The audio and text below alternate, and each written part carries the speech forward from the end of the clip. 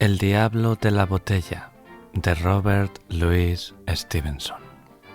Había un hombre en la isla de Hawái al que llamaré Keawe.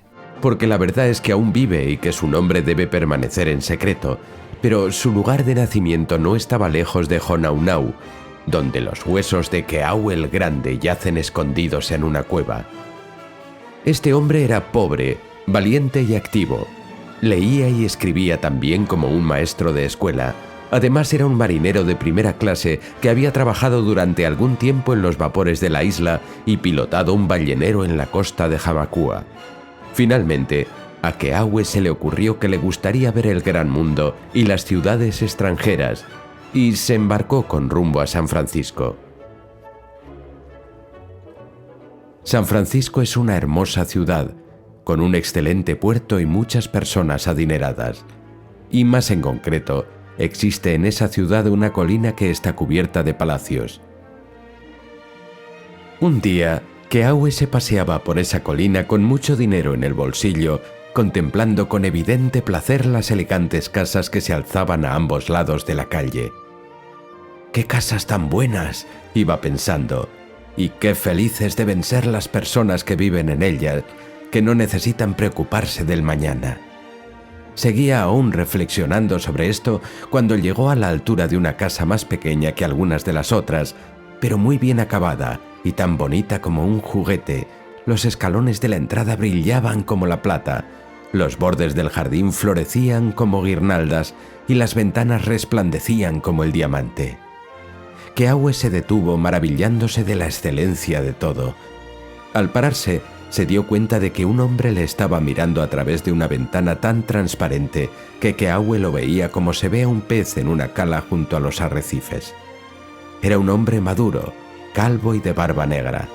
Su rostro tenía una expresión pesarosa y suspiraba amargamente.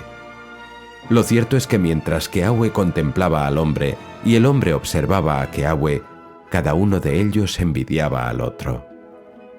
De repente, el hombre sonrió moviendo la cabeza, hizo un gesto a Keawe para que entrara y se reunió con él en la puerta de la casa. «Es muy hermosa esta casa mía», dijo el hombre suspirando amargamente. «¿No le gustaría ver las habitaciones?» Y así fue como Keawe recorrió con él la casa, desde el sótano hasta el tejado. Todo lo que había en ella era perfecto en su estilo y Keawe manifestó gran admiración. «Esta casa», dijo Keawe, «es en verdad muy hermosa. Si yo viviera en otra parecida, me pasaría el día riendo.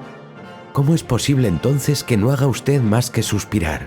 «No hay ninguna razón», dijo el hombre, «para que no tenga una casa en todo semejante a esta y aún más hermosa si así lo desea.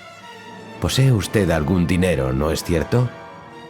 «Tengo $50», dijo Keawe, «pero una casa como esta costará más de $50». El hombre hizo un cálculo. «Siento que no tenga más», dijo, «porque eso podría causarle problemas en el futuro, pero será suya por $50». «¿La casa?», preguntó Keawe. «No, la casa no», replicó el hombre, «la botella. Porque debo decirle que aunque le parezca una persona muy rica y afortunada, todo lo que poseo y esta casa misma y el jardín proceden de una botella en la que no cabe mucho más que una pinta. Aquí la tiene usted». Y abriendo un mueble cerrado con llave, sacó una botella de panza redonda con un cuello muy largo. El cristal era de un color blanco como el de la leche, con cambiantes destellos irisados en su textura. En el interior había algo que se movía confusamente, algo así como una sombra y un fuego. «Esta es la botella», dijo el hombre, y cuando Keawe se echó a reír, añadió: «¿No me cree? Pruebe usted mismo. Trate de romperla». De manera que Keawe cogió la botella y la estuvo tirando contra el suelo hasta que se cansó, porque rebotaba como una pelota y nada le sucedía. Es una cosa bien extraña, dijo Keawe, porque tanto por su aspecto como el tacto, se diría que es de cristal. Es de cristal, replicó el hombre suspirando más hondamente que nunca, pero de un cristal templado en las llamas del infierno. Un diablo vive en ella y la sombra que vemos moverse es la suya, al menos eso creo yo. Cuando un hombre compra esta botella, el diablo se pone a su servicio. Todo lo que esa persona desee, amor, fama, dinero, casas como esta o una ciudad como San Francisco, será suyo con solo pedirlo. Napoleón tuvo esta botella y gracias a su virtud llegó a ser el rey del mundo. Pero la vendió al final y fracasó. El capitán Cook también la tuvo y por ella descubrió tantas islas, pero también él la vendió y por eso lo asesinaron en Hawái. Porque al vender la botella desaparece el poder y la protección, y a no ser que un hombre esté contento con lo que tiene, acaba por sucederle algo.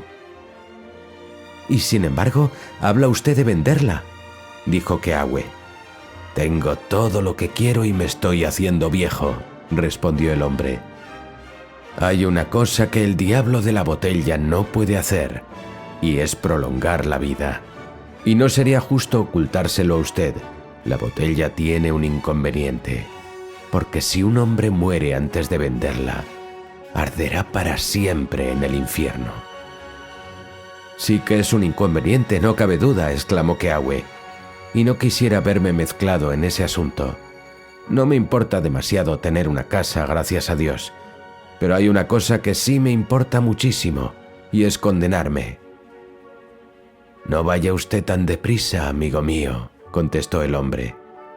Todo lo que tiene que hacer es usar el poder de la botella con moderación, venderla después a alguna otra persona como estoy haciendo yo ahora y terminar su vida cómodamente.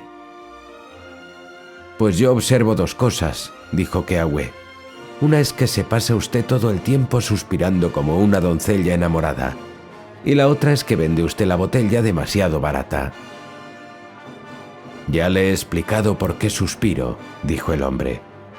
Temo que mi salud está empeorando, y como ha dicho usted mismo, morir e irse al infierno es una desgracia para cualquiera. En cuanto a venderla tan barata, tengo que explicarle una peculiaridad que tiene esta botella. Hace tiempo, cuando Satanás la trajo a la tierra, era extraordinariamente cara, y fue el preste Juan el primero que la compró por muchos millones de dólares. Pero solo puede venderse si se pierde dinero en la transacción. Si se vende por lo mismo que se ha pagado por ella, vuelve al anterior propietario como si se tratara de una paloma mensajera. De ahí se sigue que el precio haya ido disminuyendo con el paso de los siglos y que ahora la botella resulte francamente barata. Yo se la compré a uno de los ricos propietarios que viven en esta colina y solo pagué $90. Podría venderla hasta por $89.90, pero ni un céntimo más. De lo contrario, la botella volvería a mí. Ahora bien, esto trae consigo dos problemas. Primero, que cuando se ofrece una botella tan singular por $80 y pico, la gente supone que uno está bromeando. Y segundo, pero como eso no corre prisa que lo sepa, no hace falta que se lo explique ahora. Recuerde tan solo que tiene que venderla por moneda acuñada. ¿Cómo sé que todo eso es verdad?, preguntó Keawe. Hay algo que usted puede comprobar inmediatamente, replicó el otro. Deme sus $50, coja la botella y pida que los $50 vuelvan a su bolsillo. Si no sucede así, le doy mi palabra de honor de que consideraré inválido el trato y le devolveré el dinero. ¿No me está engañando?, dijo Keawe. El hombre confirmó sus palabras con un solemne juramento. Bueno, me arriesgaré a eso, dijo Keawe, porque no me puede pasar nada malo. Acto seguido, le dio su dinero al hombre y el hombre le pasó la botella. «Diablo de la botella», dijo Keawe. «Quiero recobrar mis $50». Y efectivamente, Apenas había terminado la frase cuando su bolsillo pesaba ya lo mismo que antes. «No hay duda de que es una botella maravillosa», dijo Keawe. «Y ahora muy buenos días, mi querido amigo. Que el diablo te acompañe», dijo el hombre. «Un momento», dijo Keawe. «Yo ya me he divertido bastante. Tenga, su botella». «La ha comprado usted por menos de lo que yo pagué», replicó el hombre frotándose las manos. «La botella es completamente suya, y por mi parte, lo único que deseo es perderlo de vista cuanto antes». Con lo que él llamó a su criado chino e hizo que acompañara a Keawe hasta la puerta. Cuando Keawe se encontró en la calle con la botella bajo el brazo, empezó a pensar: si es verdad todo lo que me ha dicho de esta botella, puede que haya hecho un pésimo negocio, se dijo a sí mismo, pero quizá ese hombre me haya engañado. Lo primero que hizo fue contar el dinero. La suma era exacta: $49 en moneda americana y una pieza de chile. «Parece que eso es verdad», se dijo Keawe. «Veamos otro punto». Las calles de aquella parte de la ciudad estaban tan limpias como las cubiertas de un barco, y aunque era mediodía, tampoco se veía ningún pasajero. Keawe puso la botella en una alcantarilla y se alejó. 2 veces miró para atrás, y allí estaba la botella de color lechoso y panza redonda en el sitio donde la había dejado. Miró por tercera vez y después dobló una esquina, pero apenas lo había hecho cuando algo le golpeó el codo, y no era otra cosa que el largo cuello de la botella. En cuanto a la redonda panza, estaba bien encajada en el bolsillo de su chaqueta de piloto. «Parece que también esto es verdad», dijo Keawe. La siguiente cosa que hizo fue comprar un sacacorchos en una tienda y retirarse a un sitio oculto en medio del campo. Una vez allí intentó sacar el corcho, pero cada vez que lo intentaba la espiral salía otra vez y el corcho seguía tan entero como al empezar. «Este corcho es distinto de todos los demás», dijo Keawe, e inmediatamente empezó a temblar y a sudar, porque la botella le daba miedo. Camino del puerto vio una tienda donde un hombre vendía conchas y mazas de islas salvajes, viejas imágenes de dioses paganos, monedas antiguas, pinturas de China y Japón y todas esas cosas que los marineros llevan en sus baúles. Enseguida se le ocurrió una idea. Entró y le ofreció la botella al dueño por $100. El otro se rió de él al principio y le ofreció 5, pero en realidad la botella era muy curiosa. Ninguna boca humana había soplado nunca un vidrio como aquel, ni cabía imaginar unos colores más bonitos que los que brillaban bajo su blanco lechoso, ni una sombra más extraña que la que daba vueltas en su centro. De manera que, después de regatear durante un rato a la manera de los de su profesión, el dueño de la tienda le compró la botella a Keawe por $60 y la colocó en un estante en el centro del escaparate. «Ahora», dijo Keawe, «he vendido por $60 lo que compré por 50, o para ser más exactos, por un poco menos, porque uno de mis dólares venía de Chile. Enseguida averiguaré la verdad sobre otro punto». Así que volvió a su barco, y cuando abrió su baúl, allí estaba la botella, que había llegado antes que él. En aquel barco Keawe tenía un compañero que se llamaba Lopaka. «¿Qué te sucede?», le preguntó Lopaka, «que miras el baúl tan fijamente». Estaban solos en el castillo de proa. Keawe le hizo prometer que guardaría el secreto y se lo contó todo. «Es un asunto muy extraño», dijo Lopaka, «y me temo que vas a tener dificultades con esa botella. Pero una cosa está muy clara, puesto que tienes asegurados los problemas, será mejor que obtengas también los beneficios. Decide qué es lo que deseas, da la orden, y si resulta tal como quieres, yo mismo te compraré la botella porque a mí me gustaría tener un velero y dedicarme a comerciar entre las islas». «No es eso lo que me interesa», dijo Keawe. Quiero una hermosa casa y un jardín en la costa de Kona donde nací, y quiero que brille el sol sobre la puerta, y que haya flores en el jardín, cristales en las ventanas, cuadros en las paredes y adornos y tapetes de telas muy finas sobre las mesas, exactamente igual que la casa donde estuve hoy. Solo que un piso más alta y con balcones alrededor, como en el Palacio del Rey, y que pueda vivir allí sin preocupaciones de ninguna clase y divertirme con mis amigos y parientes. Bien, dijo Lopaka. Volvamos con la botella a Hawái, y si todo resulta verdad como tú supones, te compraré la botella, como ya he dicho, y pediré una goleta. Quedaron de acuerdo en esto y antes de que pasara mucho tiempo, el barco regresó a Honolulu, llevando consigo a Keawe, a Lopaka y a la botella. Apenas habían desembarcado cuando encontraron en la playa a un amigo que inmediatamente empezó a dar el pésame a Keawe. «No sé por qué me estás dando el pésame», dijo Keawe. «Es posible que no te hayas enterado», dijo el amigo, «de que tu tío, aquel hombre tan bueno, ha muerto, y de que tu primo, aquel muchacho tan bien parecido, se ha ahogado en el mar». Keawe lo sintió mucho, y al ponerse a llorar y lamentarse, se olvidó de la botella. Pero Lopaka estuvo reflexionando, y cuando su amigo se calmó un poco le habló así. «¿No es cierto que tu tío tenía tierras en Hawái, en el distrito de Kau?»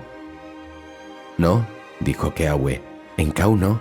Están en la zona de las montañas, un poco al sur de Jukena». «¿Esas tierras pasarán a ser tuyas?», preguntó Lopaka. «Así es», dijo Keawe, y empezó a llorar otra vez la muerte de sus familiares. «No», dijo Lopaka, «no te lamentes ahora.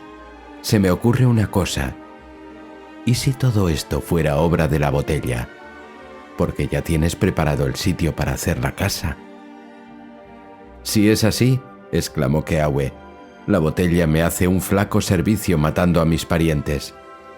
Pero puede que sea cierto, porque fue en un sitio así donde vi la casa con la imaginación». «La casa, sin embargo, no está todavía construida», dijo Lopaka.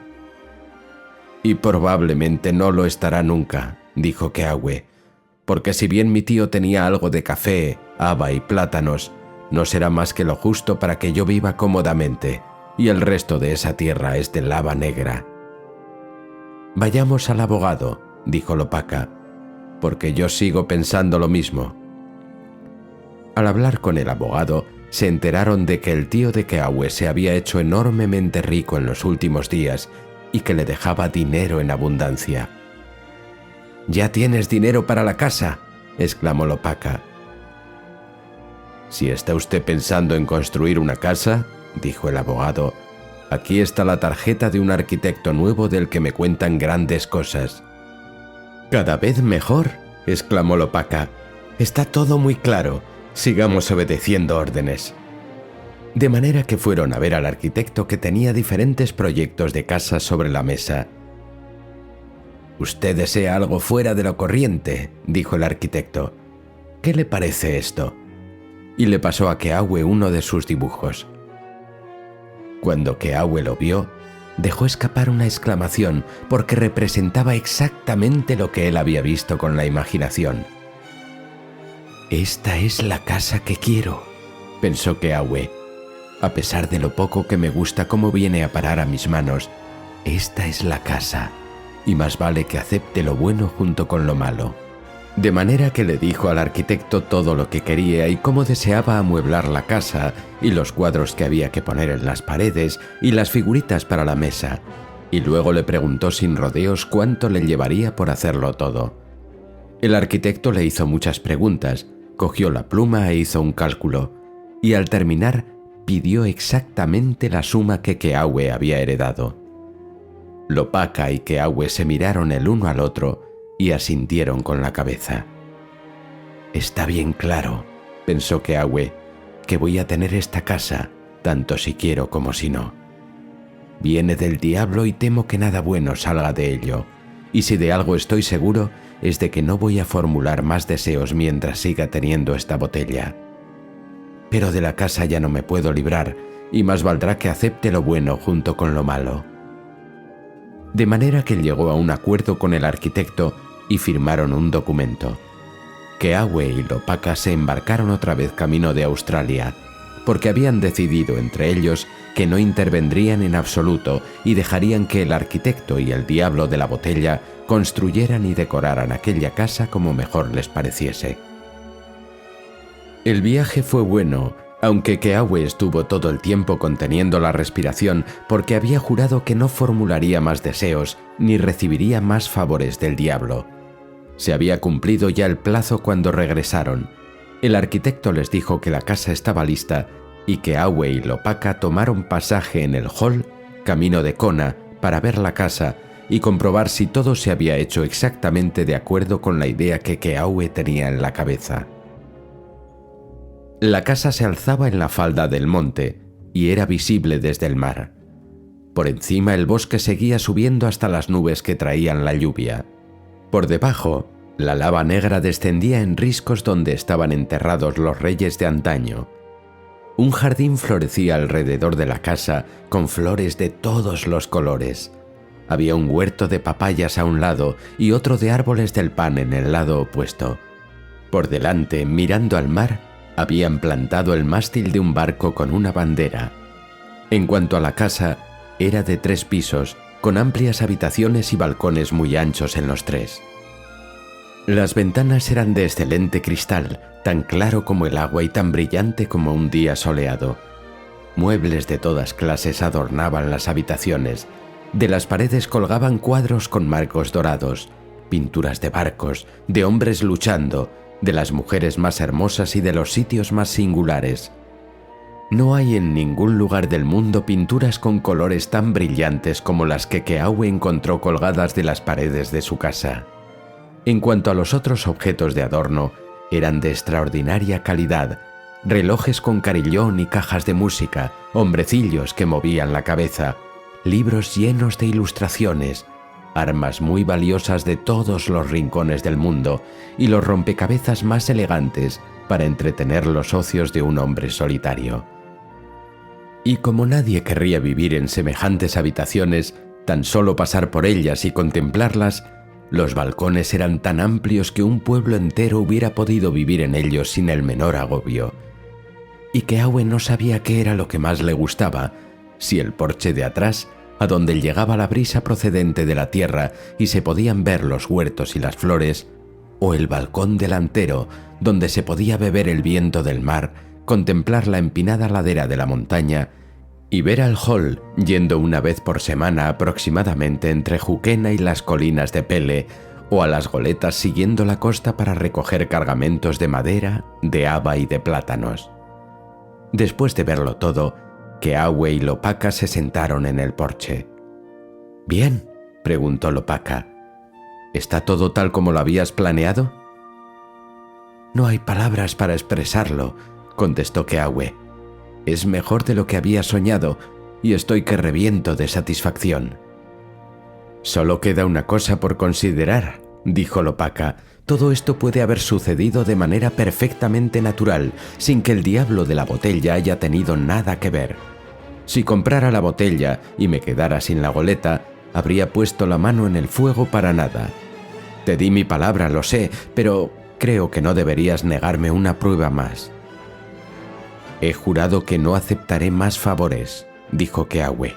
«Creo que ya estoy suficientemente comprometido». «No pensaba en un favor», replicó Lopaka. «Quisiera ver yo mismo al diablo de la botella. No hay ninguna ventaja en ello y por tanto tampoco hay nada de qué avergonzarse. Sin embargo, si llego a verlo una vez, quedaré convencido del todo. Así que accede a mis deseos y déjame ver al diablo. El dinero lo tengo aquí mismo y después de eso te compraré la botella». «Solo hay una cosa que me da miedo», dijo Keawe. «El diablo puede ser una cosa horrible de ver, y si le pones el ojo encima, quizás no tengas ya ninguna gana de quedarte con la botella». «Soy una persona de palabra», dijo Lopaka, «y aquí dejo el dinero, entre los dos». «Muy bien», replicó Keawe. «Yo también siento curiosidad, de manera que vamos a ver». Déjenos mirarlo, señor diablo». Tan pronto como lo dijo, el diablo salió de la botella y volvió a meterse tan rápido como un lagarto. Keawe y Lopaka quedaron petrificados. Se hizo completamente de noche antes de que a cualquiera de los dos se le ocurriera algo que decir o hallaran la voz para decirlo. Luego, Lopaka empujó el dinero hacia Keawe y cogió la botella. «Soy hombre de palabra», dijo, «y bien puedes creerlo, porque de lo contrario no tocaría esta botella ni con el pie. Bien, conseguiré mi goleta y unos $, para el bolsillo. Luego me desharé de este demonio tan pronto como pueda, porque, si tengo que decirte la verdad, verlo me ha dejado muy abatido». «Lopaka», dijo Keawe, «procura no pensar demasiado mal de mí. Sé que es de noche, que los caminos están mal y que el desfiladero junto a las tumbas no es un buen sitio para cruzarlo tan tarde, pero confieso que desde que he visto el rostro de ese diablo no podré comer, ni dormir, ni rezar hasta que te lo hayas llevado. Voy a darte una linterna, una cesta para poner la botella y cualquier cuadro o adorno de la casa que te guste. Después quiero que marches inmediatamente y vayas a dormir a Jukena con Nainu». «Keawe», dijo Lopaka, «muchos hombres se enfadarían por una cosa así, sobre todo después de hacerte un favor tan grande como es mantener la palabra y comprar la botella. Y en cuanto a ser de noche, a la oscuridad y al camino junto a las tumbas, todas esas circunstancias tienen que ser 10 veces más peligrosas para un hombre con semejante pecado sobre su conciencia y una botella como esta bajo el brazo. Pero como yo también estoy muy asustado, no me siento capaz de acusarte. Me iré ahora mismo y le pido a Dios que seas feliz en tu casa y yo afortunado con mi goleta y que los dos vayamos al cielo al final, a pesar del demonio y de su botella». De manera que Lopaka bajó de la montaña. Keawe, por su parte, salió al balcón delantero. Estuvo escuchando el ruido de las herraduras y vio la luz de la linterna cuando Lopaka pasaba junto al risco donde están las tumbas de las otras épocas. Durante todo el tiempo Keawe temblaba, se retorcía las manos y rezaba por su amigo, dando gracias a Dios por haber escapado él mismo de aquel peligro.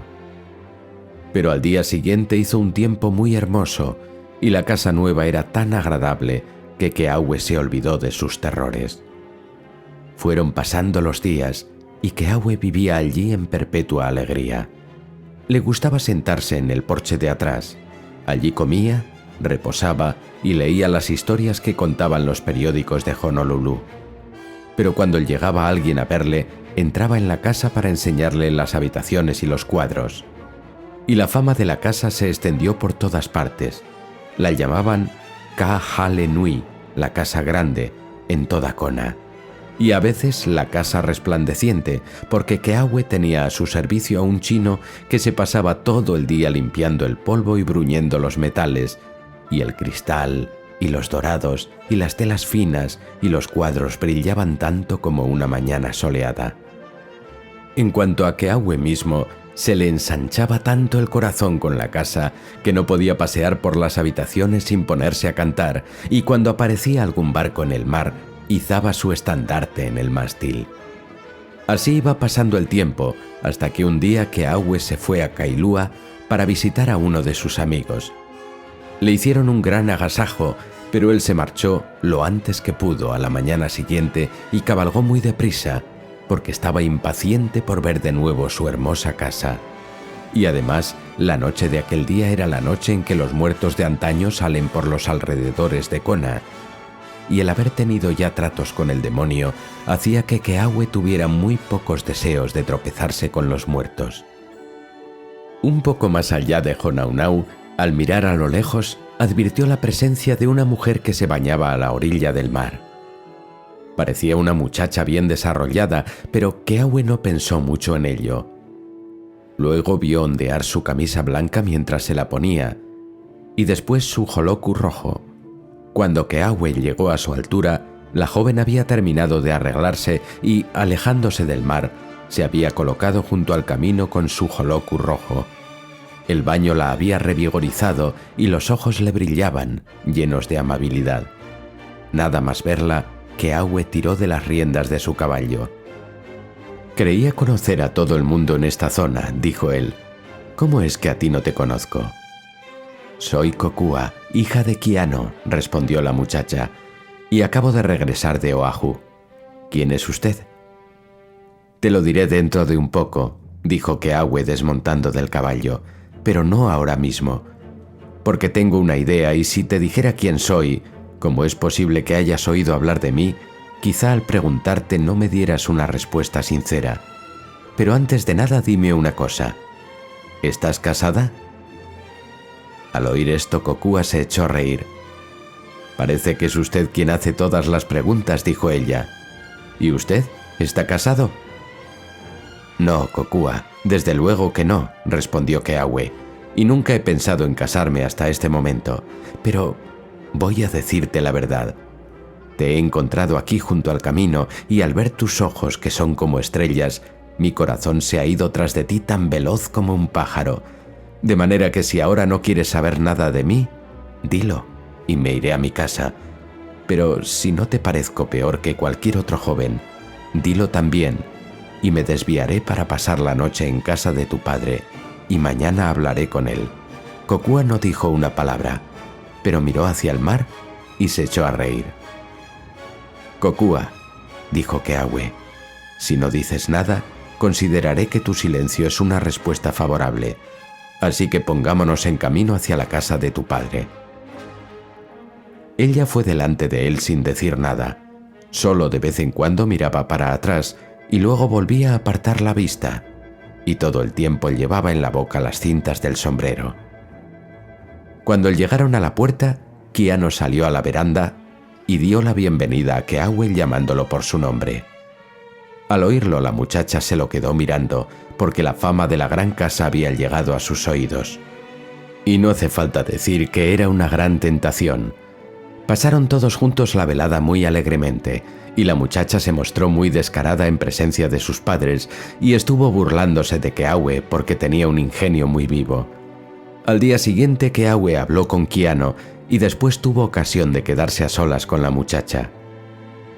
«Kokua», dijo él, «ayer estuviste burlándote de mí toda la velada y todavía estás a tiempo de despedirme. No quise decirte quién era porque tengo una casa muy hermosa y temía que pensaras demasiado en la casa y muy poco en el hombre que te ama. Ahora ya lo sabes todo, y si no quieres volver a verme, dilo cuanto antes». «No», dijo Kokua, pero esta vez no se echó a reír ni Keawe le preguntó nada más.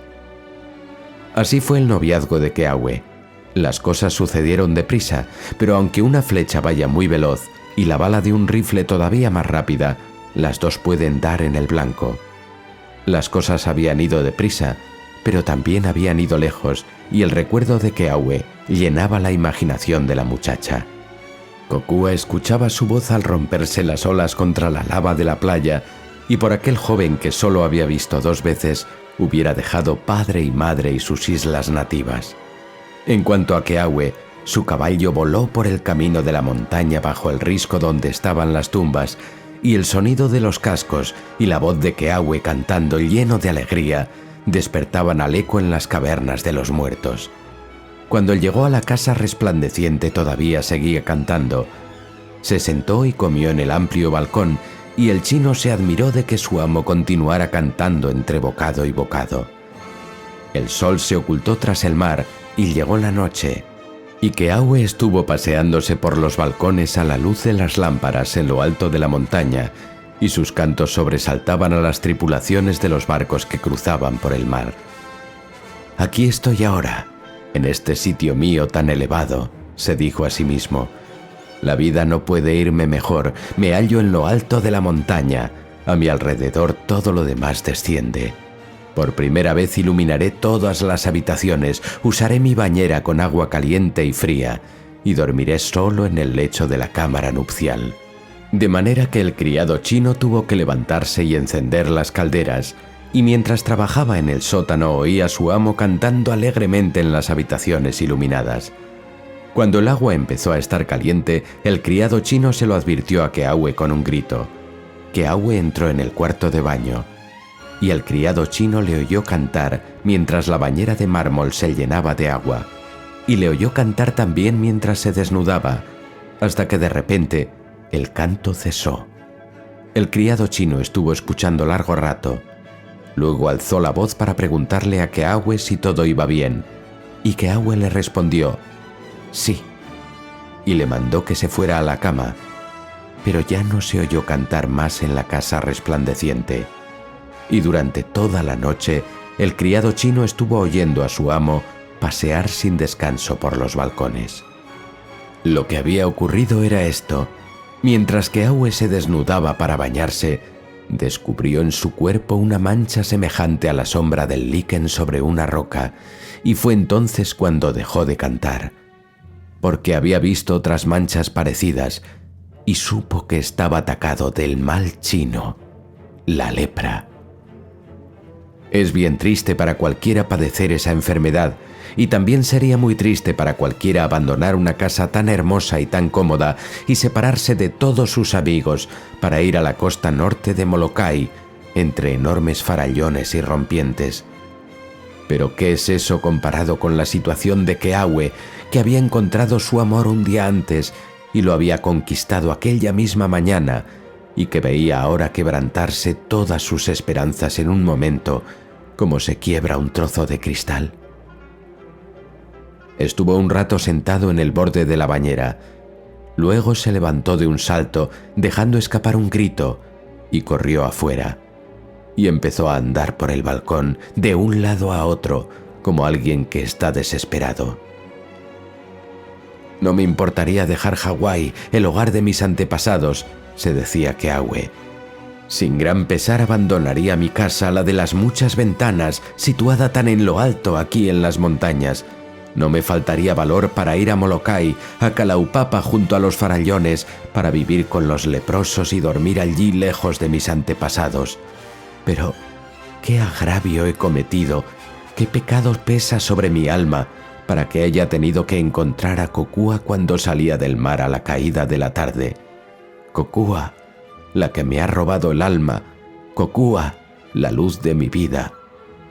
Quizá nunca llegue a casarme con ella. Quizá nunca más vuelva a verla ni a acariciarla con mano amorosa. Esa es la razón, Kokua. Por ti me lamento. Tienen ustedes que fijarse en la clase de hombre que era Keawe, ya que podría haber vivido durante años en la casa resplandeciente sin que nadie llegara a sospechar que estaba enfermo. Pero a eso no le daba importancia si tenía que perder a Kokua. Hubiera podido incluso casarse con Kokua, y muchos lo hubieran hecho, porque tienen alma de cerdo. Pero Keawe amaba a la doncella con amor varonil y no estaba dispuesto a causarle ningún daño ni a exponerla a ningún peligro. Algo después de la medianoche se acordó de la botella. Salió al porche y recordó el día en que el diablo se había mostrado ante sus ojos, y aquel pensamiento hizo que se le helara la sangre en las venas. «Esa botella es una cosa horrible», pensó Keawe. «El diablo también es una cosa horrible, y aún más horrible es la posibilidad de arder para siempre en las llamas del infierno. Pero ¿qué otra posibilidad tengo de llegar a curarme o de casarme con Kokua? ¿Cómo? Fui capaz de desafiar al demonio para conseguir una casa, ¿y no voy a enfrentarme con él para recobrar a Kokua?» Entonces recordó que al día siguiente el Hall iniciaba su viaje de regreso a Honolulu. «Primero tengo que ir allí», pensó, «y ver a Lopaka, porque lo mejor que me puede suceder ahora es que encuentre la botella que tantas ganas tenía de perder de vista». No pudo dormir ni un solo momento. También la comida se le atragantaba, pero mandó una carta a Kiano, y cuando se acercaba la hora de la llegada del vapor, se puso en camino y cruzó por delante del risco donde estaban las tumbas. Llovía. Su caballo avanzaba con dificultad. Keawe contempló las negras bocas de las cuevas y envidió a los muertos que dormían en su interior, libres ya de dificultades. Y recordó cómo había pasado por allí al galope el día anterior y se sintió lleno de asombro. Finalmente llegó a Jukena y, como de costumbre, todo el mundo se había reunido para esperar la llegada del vapor. En el cobertizo delante del almacén estaban todos sentados, bromeando y contándose las novedades, pero Keawe no sentía el menor deseo de hablar, y permaneció en medio de ellos contemplando la lluvia que caía sobre las casas y las olas que estallaban entre las rocas, mientras los suspiros se acumulaban en su garganta. «Keawe, el de la casa resplandeciente, está muy abatido», se decían unos a otros. Así era, en efecto, y no tenía nada de extraordinario. Luego llegó el Hall y la gasolinera lo llevó a bordo. La parte posterior del barco estaba llena de jaoles blancos que habían ido a visitar el volcán como tienen por costumbre. En el centro se amontonaban los kanacas y en la parte delantera viajaban toros de hilo y caballos de cau. Pero Keawe se sentó lejos de todos, hundido en su dolor, con la esperanza de ver desde el barco la casa de Kiano. Finalmente la divisó junto a la orilla, sobre las rocas negras, a la sombra de las palmeras. Cerca de la puerta se veía un joloku rojo, no mayor que una mosca, y que revoloteaba tan atareado como una mosca. «Ah, reina de mi corazón», exclamó Keawe para sí, «arriesgaré mi alma para recobrarte». Poco después, al caer la noche, se encendieron las luces de las cabinas y los jaoles se reunieron para jugar a las cartas y beber whisky como tienen por costumbre. Pero Keawe estuvo paseando por cubierta toda la noche. Y todo el día siguiente, mientras navegaban a sotavento de Maui a Molokai, Keawe seguía dando vueltas de un lado para otro como un animal salvaje dentro de una jaula. Al caer la tarde pasaron por Diamond Head y llegaron al muelle de Honolulu. Keawe bajó enseguida a tierra y empezó a preguntar por Lopaka. Al parecer se había convertido en propietario de una goleta, no había otra mejor en las islas, y se había marchado muy lejos en busca de aventuras, quizá hasta Pola Pola, de manera que no cabía esperar ayuda por ese lado. Keawe se acordó de un amigo de Lopaka, un abogado que vivía en la ciudad, no debo decir su nombre, y preguntó por él. Le dijeron que se había hecho rico de repente y que tenía una casa nueva y muy hermosa en la orilla de Waikiki. Esto dio que pensar a Keawe e inmediatamente alquiló un coche y se dirigió a casa del abogado. La casa era muy nueva y los árboles del jardín apenas mayores que bastones. El abogado, cuando salió a recibirle, parecía un hombre satisfecho de la vida. «¿Qué puedo hacer por usted?», dijo el abogado. «Usted es amigo de Lopaka», dijo Keawe, «y Lopaka me compró un objeto que quizá usted podría ayudarme a localizar». El rostro del abogado se ensombreció. «No voy a fingir que ignoro de qué me habla, Mr. Keawe», dijo, «aunque se trata de un asunto muy desagradable que no conviene remover. No puedo darle ninguna seguridad, pero me imagino que si va usted a cierto barrio, quizá consiga averiguar algo». A continuación le dio el nombre de una persona que también en este caso será mejor no repetirlo. Esto sucedió durante varios días y Keawe fue conociendo a diferentes personas y encontrando en todas partes ropas y coches recién estrenados y casas nuevas muy hermosas y hombres muy satisfechos, aunque, claro está, cuando alguien aludía al motivo de su visita, sus rostros se ensombrecían. «No hay duda de que estoy en el buen camino», pensaba Keawe. «Esos trajes nuevos y esos coches son otros tantos regalos del demonio de la botella, y esos rostros satisfechos son los rostros de personas que han conseguido lo que deseaban y han podido librarse después de ese maldito recipiente. Cuando vea mejillas sin color y oiga suspiros, sabré que estoy cerca de la botella». Sucedió que finalmente le recomendaron que fuera a ver a un jaole en Beritania Street. Cuando llegó a la puerta, alrededor de la hora de la cena, Keawe se encontró con los típicos indicios: nueva casa, jardín recién plantado y luz eléctrica tras las ventanas. Y cuando apareció el dueño, un escalofrío de esperanza y de miedo recorrió el cuerpo de Keawe, porque tenía delante de él a un hombre joven, tan pálido como un cadáver, con marcadísimas ojeras, prematuramente calvo y con la expresión de un hombre en capilla.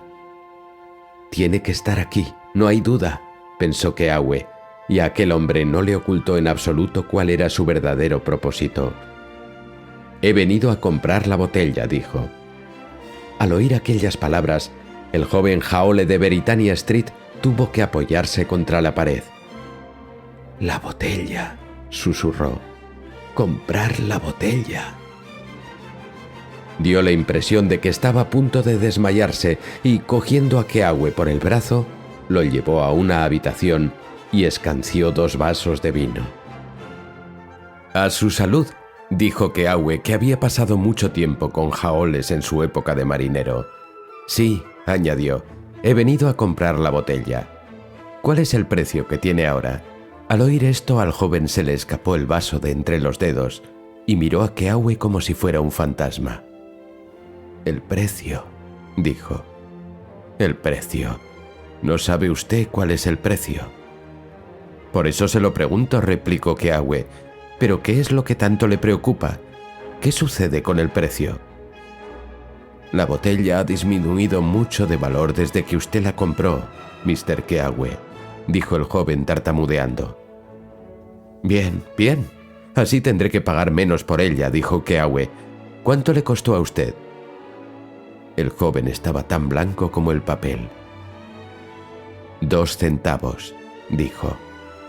«¿Cómo?», exclamó Keawe. «¿2 centavos? Entonces usted solo puede venderla por 1, y el que la compre...» Keawe no pudo terminar la frase.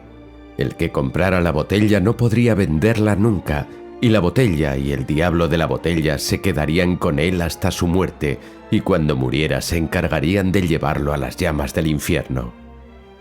El joven de Britannia Street se puso de rodillas. «Cómprela, por amor de Dios», exclamó. «Puede quedarse también con toda mi fortuna. Estaba loco cuando la compré a ese precio. Había malversado fondos en el almacén donde trabajaba. Si no lo hacía, estaba perdido. Hubiera acabado en la cárcel». «Pobre criatura», dijo Keawe. «¿Fue usted capaz de arriesgar su alma en una aventura tan desesperada para evitar el castigo por su deshonra? ¿Y cree que yo voy a dudar cuando es el amor lo que tengo delante de mí? Tráigame la botella y el cambio que sin duda tiene ya preparado. Es preciso que me dé la vuelta de estos 5 centavos». Keawe no se había equivocado. El joven tenía las 4 monedas en un cajón.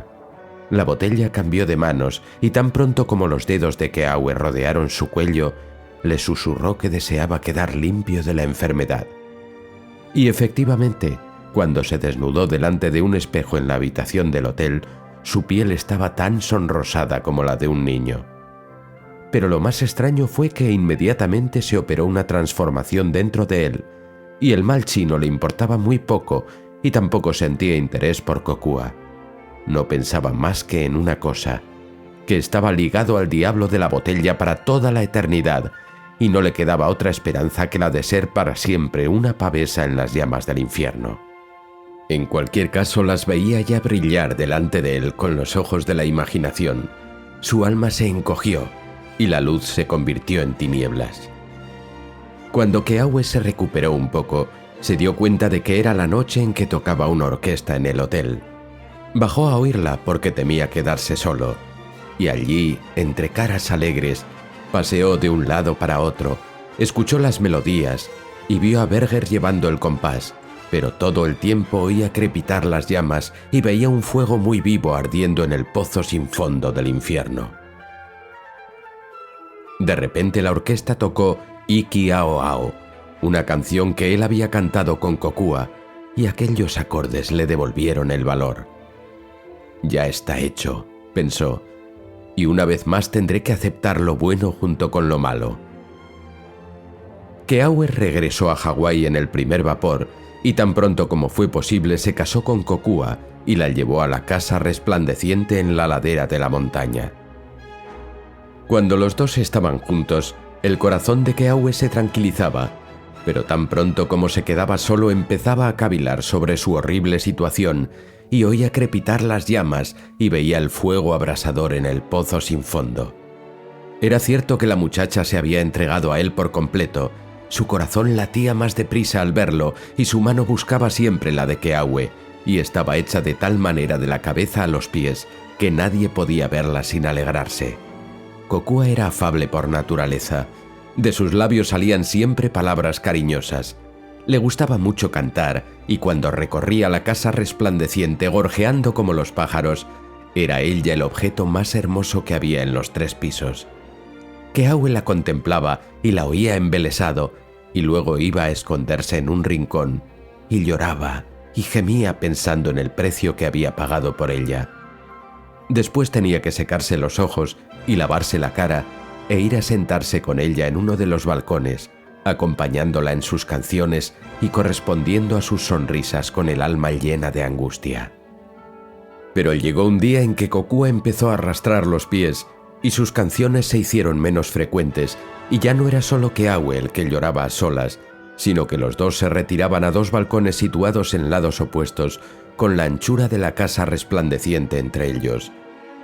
Keawe estaba tan hundido en la desesperación que apenas notó el cambio, alegrándose tan solo de tener más horas de soledad durante las que cavilar sobre su destino y de no verse condenado con tanta frecuencia a ocultar un corazón enfermo bajo una cara sonriente.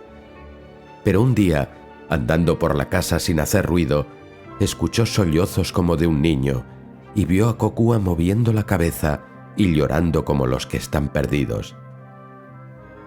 «Haces bien lamentándote en esta casa, Kokua», dijo Keawe, «y sin embargo, daría media vida para que pudieras ser feliz». «¿Feliz?», exclamó ella. «Keawe, cuando vivías solo en la casa resplandeciente, toda la gente de la isla se hacía lenguas de tu felicidad.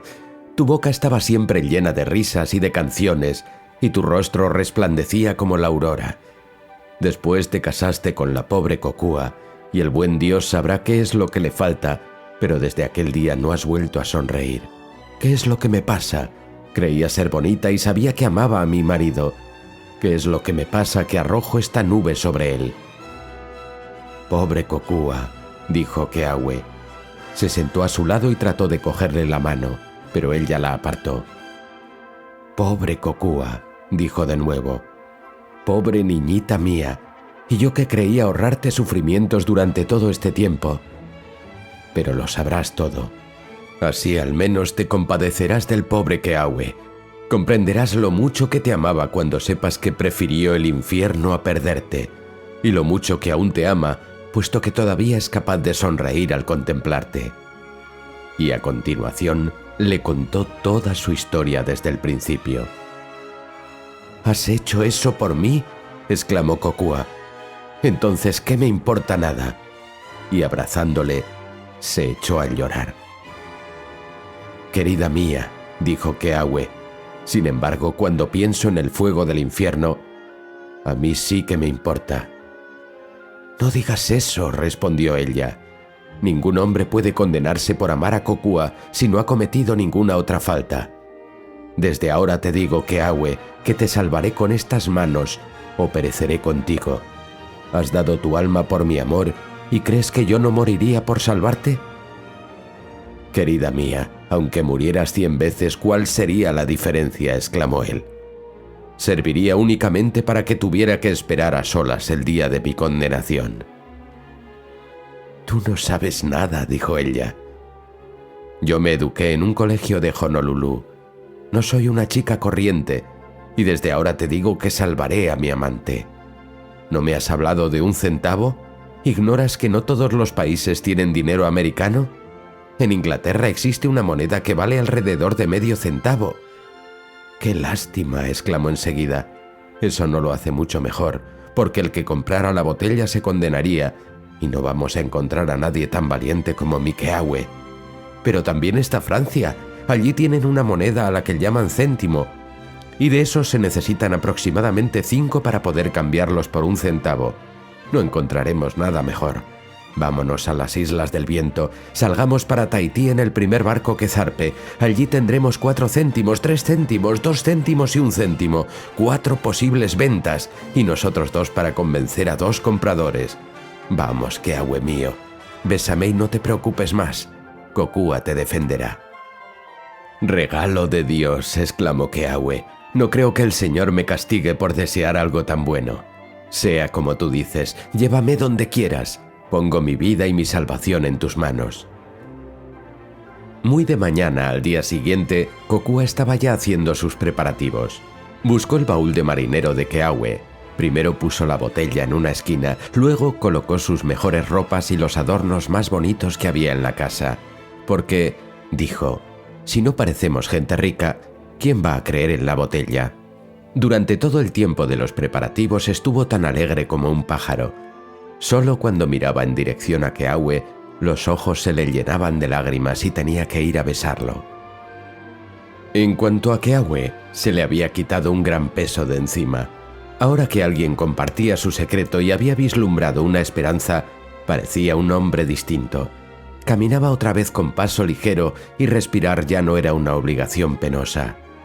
El terror, sin embargo, no andaba muy lejos, y de vez en cuando, de la misma manera que el viento apaga un cirio, la esperanza moría dentro de él y veía otra vez agitarse las llamas y el fuego abrasador del infierno.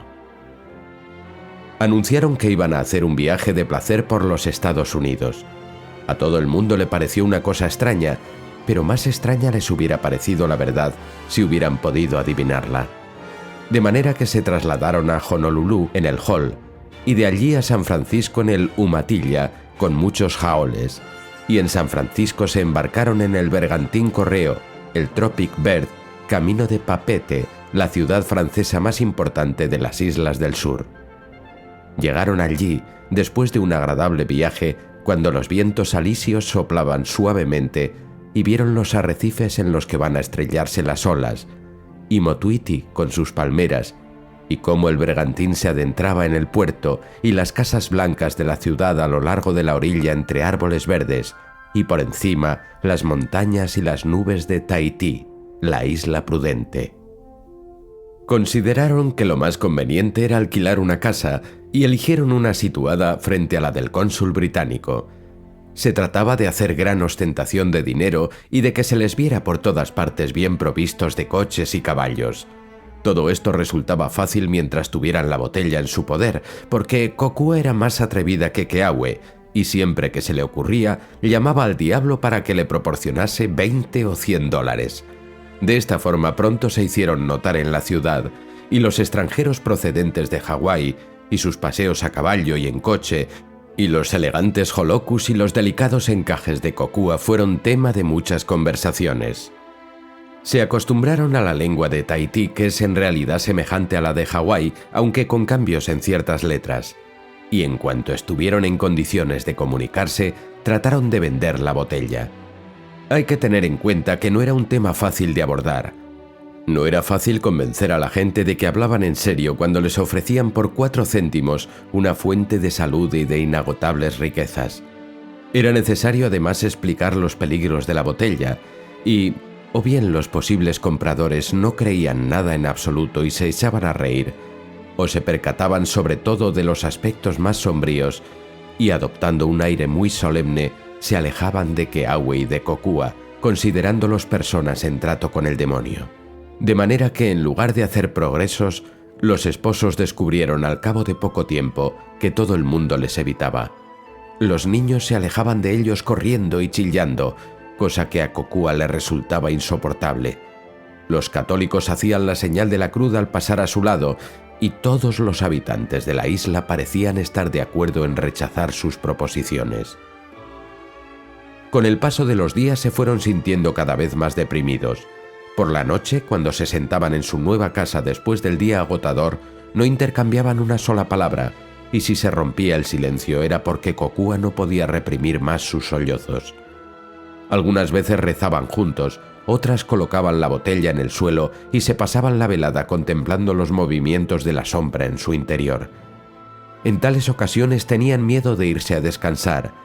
Tardaba mucho en llegarles el sueño y si uno de ellos se adormilaba, al despertar se hallaba al otro llorando silenciosamente en la oscuridad, o descubría que estaba solo, porque el otro había huido de la casa y de la proximidad de la botella para pasear bajo los bananos en el jardín o para vagar por la playa a la luz de la luna. Así fue como Kokua se despertó una noche y encontró que Keawe se había marchado. Tocó la cama y el otro lado del lecho estaba frío. Entonces se asustó, incorporándose. Un poco de luz de la luna se filtraba entre las persianas. Había suficiente claridad en la habitación para distinguir la botella sobre el suelo. Afuera soplaba el viento y hacía gemir los grandes árboles de la avenida mientras las hojas secas batían en la veranda. En medio de todo esto, Kokua tomó conciencia de otro sonido. Difícilmente hubiera podido decir si se trataba de un animal o de un hombre, pero sí que era tan triste como la muerte y que le desgarraba el alma. Kokua se levantó sin hacer ruido, entreabrió la puerta y contempló el jardín iluminado por la luna. Allí, bajo los bananos, yacía Keawe con la boca pegada a la tierra, y eran sus labios los que dejaban escapar aquellos gemidos. La primera idea de Kokua fue ir corriendo a consolarlo, pero enseguida comprendió que no debía hacerlo. Keawe se había comportado ante su esposa como un hombre valiente. No estaba bien que ella se inmiscuyera en aquel momento de debilidad.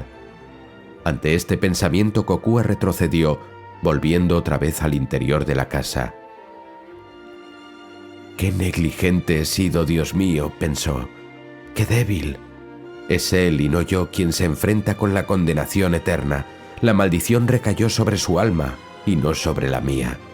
Su preocupación por mi bien y su amor por una criatura tan poco digna y tan incapaz de ayudarle son las causas de que ahora vea tan cerca de sí las llamas del infierno y hasta huela el humo mientras yace ahí fuera, iluminado por la luna y azotado por el viento.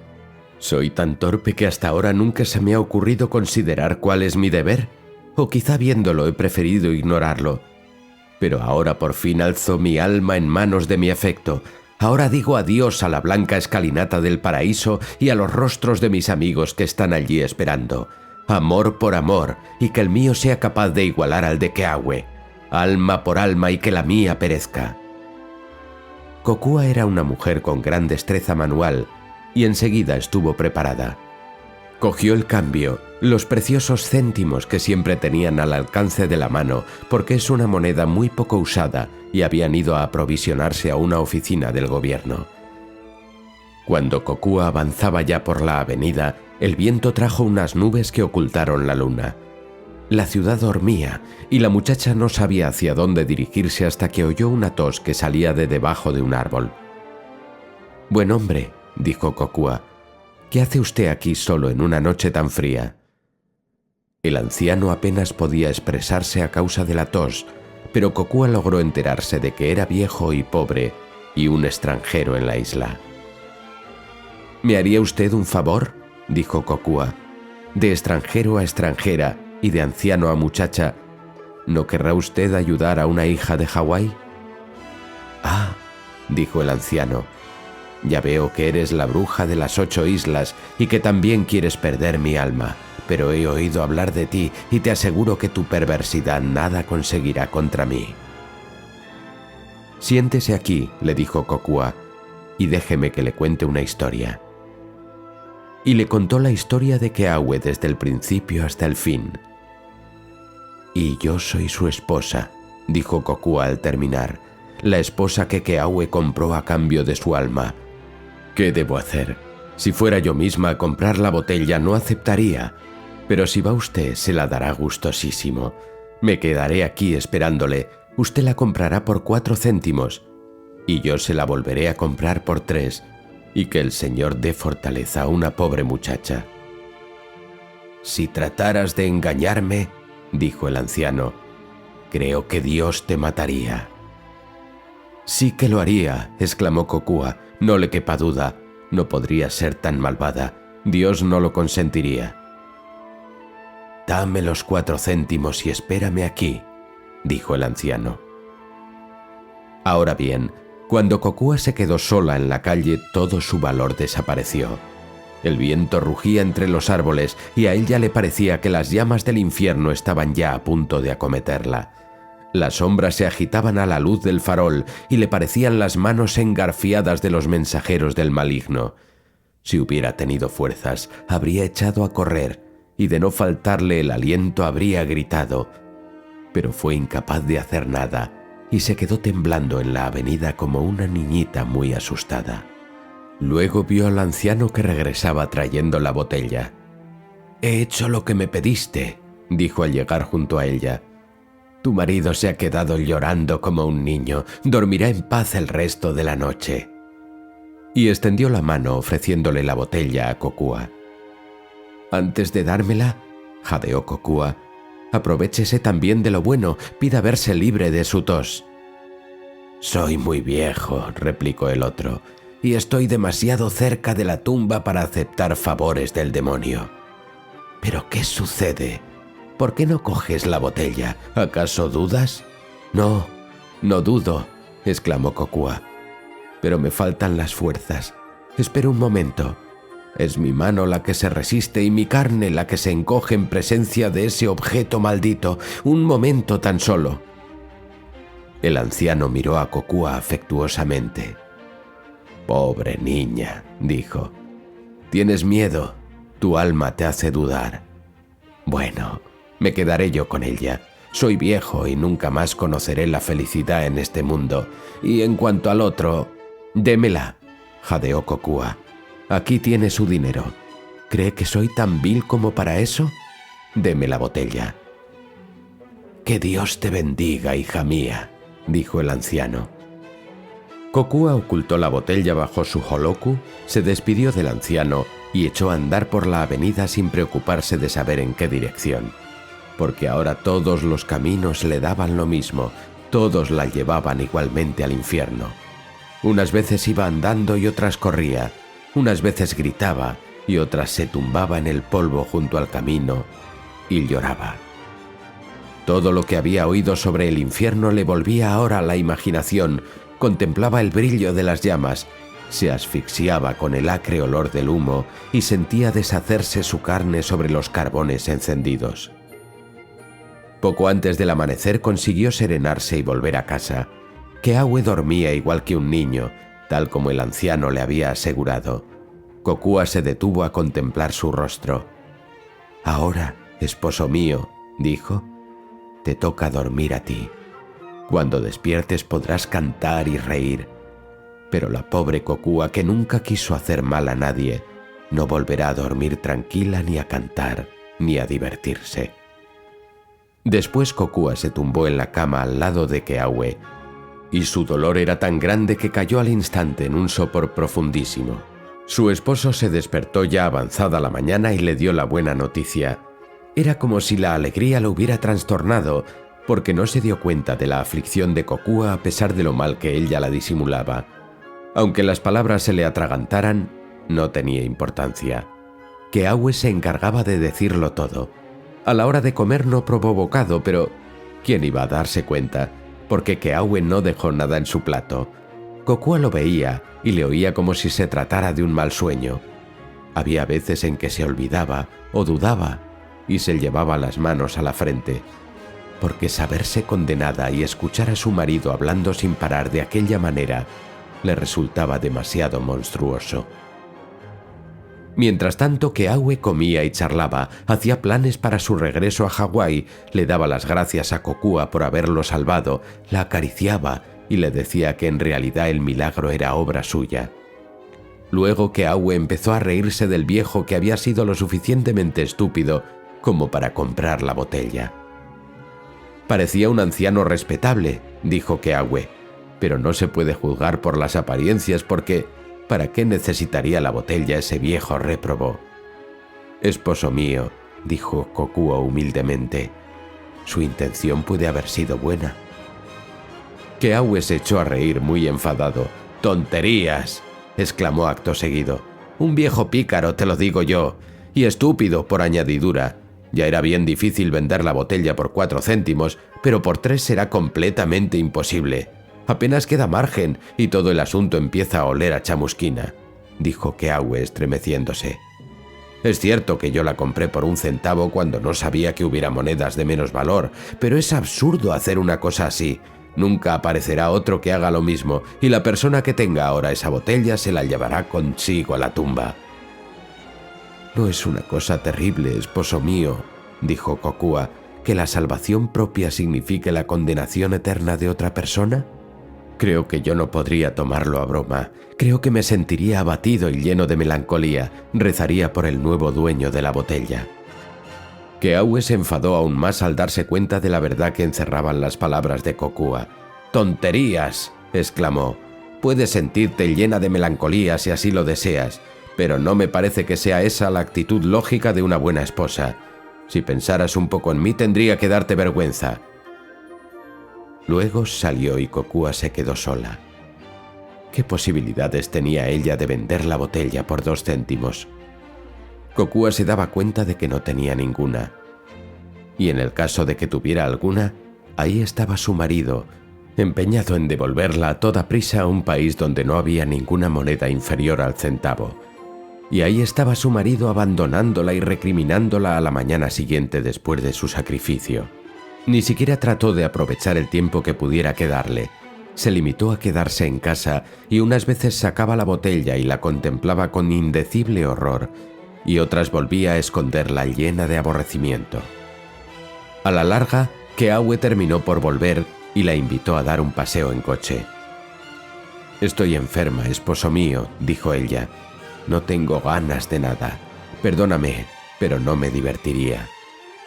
Esto hizo que Keawe se enfadara todavía más con ella, porque creía que le entristecía el destino del anciano, y consigo mismo, porque pensaba que Kokua tenía razón, y se avergonzaba de ser tan feliz.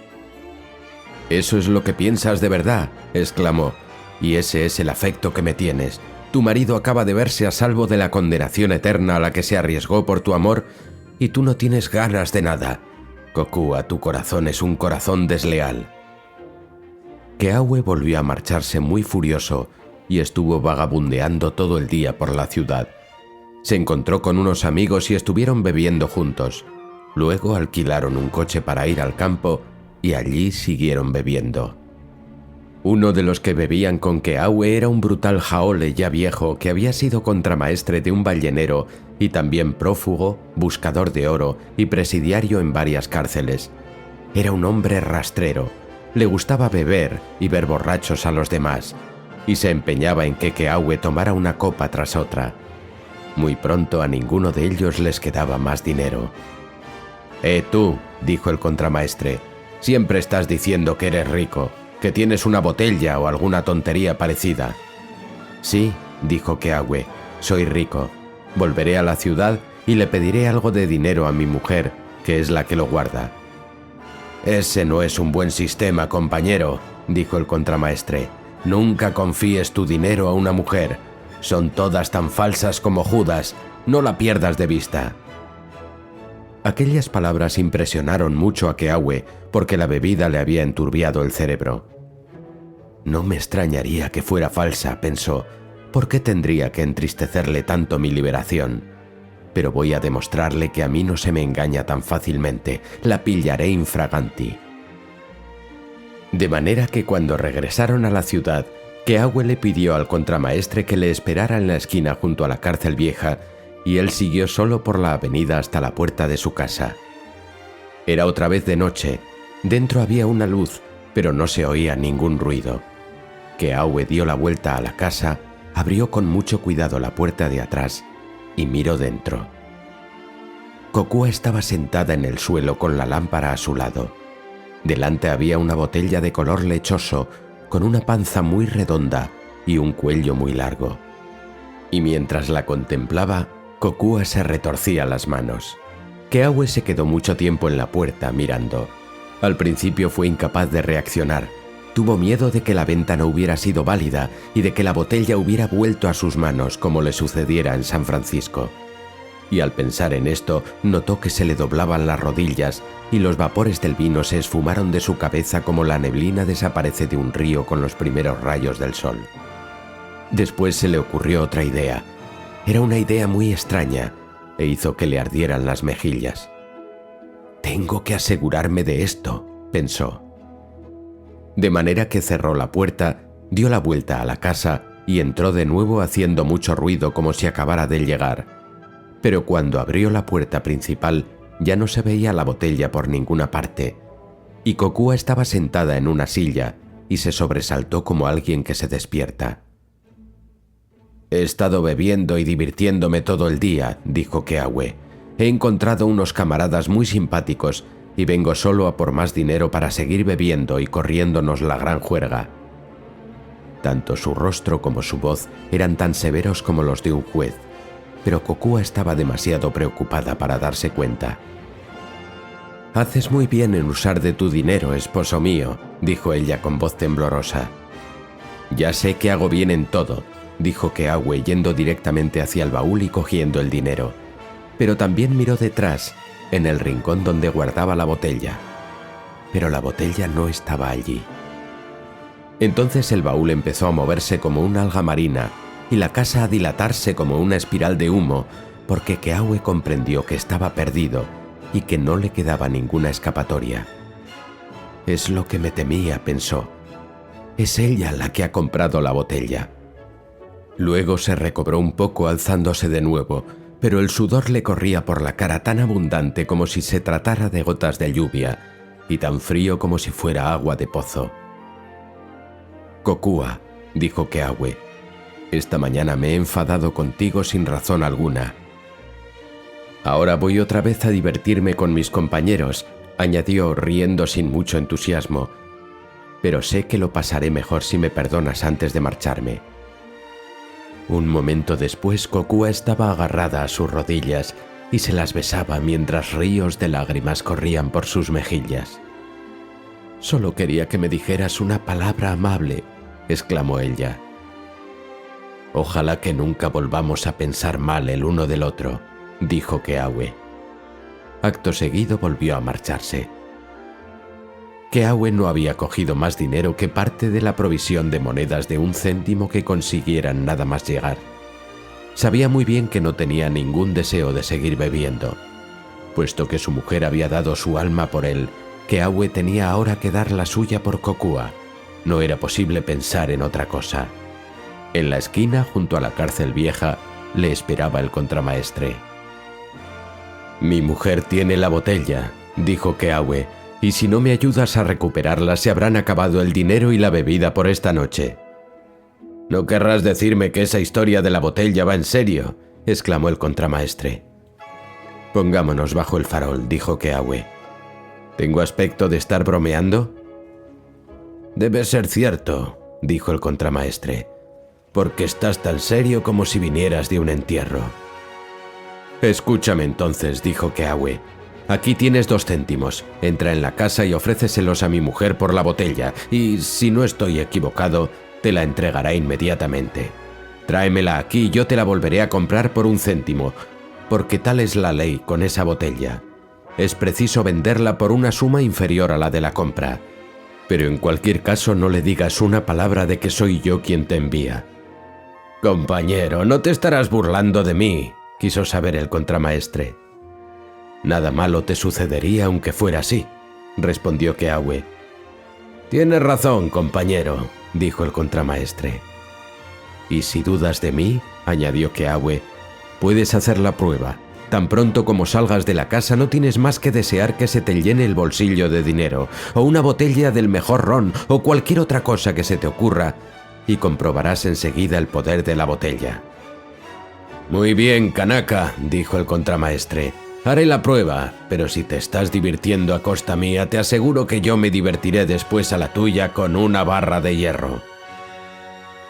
De manera que el ballenero se alejó por la avenida, y Keawe se quedó esperándolo. Era muy cerca del sitio donde Kokua había esperado la noche anterior, pero Keawe estaba más decidido y no tuvo un solo momento de vacilación. Solo su alma estaba llena del amargor de la desesperación. Le pareció que llevaba ya mucho rato esperando cuando oyó que alguien se acercaba, cantando por la avenida todavía a oscuras. Reconoció enseguida la voz del contramaestre, pero era extraño que repentinamente diera la impresión de estar mucho más borracho que antes. El contramaestre en persona apareció poco después, tambaleándose bajo la luz del farol. Llevaba la botella del diablo dentro de la chaqueta y otra botella en la mano, y aún tuvo tiempo de llevársela a la boca y echar un trago mientras cruzaba el círculo iluminado. «Ya veo que la has conseguido», dijo Keawe. «¡Quietas las manos!», gritó el contramaestre dando un salto hacia atrás. «Si te acercas un paso más te parto la boca.